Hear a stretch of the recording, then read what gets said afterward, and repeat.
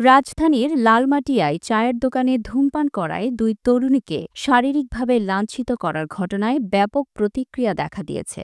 স্বরাষ্ট্র উপদেষ্টা মোহাম্মদ জাহাঙ্গীর আলম চৌধুরী বলেছেন, ওপেন জায়গায় সিগারেট খাওয়া নারী পুরুষ সবার জন্য নিষেধ, যা আরও ক্ষোভ ও সমালোচনা বাড়িয়েছে। ধর্ষণ ও নিপীড়নের বিরুদ্ধে বাংলাদেশ ব্যানারে আজ ঘটনাস্থলে বিক্ষোভ হয় এবং উপদেষ্টার কুশপুত্তলিকা দাহ করা হয়। সামাজিক মাধ্যমেও ব্যাপক সমালোচনা হচ্ছে। পুলিশ জানিয়েছে, লালমাটিয়ায় এক ব্যক্তি ধূমপান করা তরুণীদের আপত্তিকর ভাষায় গালি দিলে উত্তেজনা তৈরি হয়। এক পর্যায়ে কয়েকজন ব্যক্তি তাদের লাঞ্ছিত করে। তবে পুলিশ কোনো মামলা নেয়নি, কারণ উভয় পক্ষ আপোস করেছে। আইনজীবীরা বলেছেন, ঘটনাটি মব অপরাধ এবং হামলাকারীদের গ্রেফতার করা উচিত ছিল। বাংলাদেশে ধূমপান ও তামাক নিয়ন্ত্রণ আইন অনুযায়ী পাবলিক স্পেসে ধূমপান নিষিদ্ধ।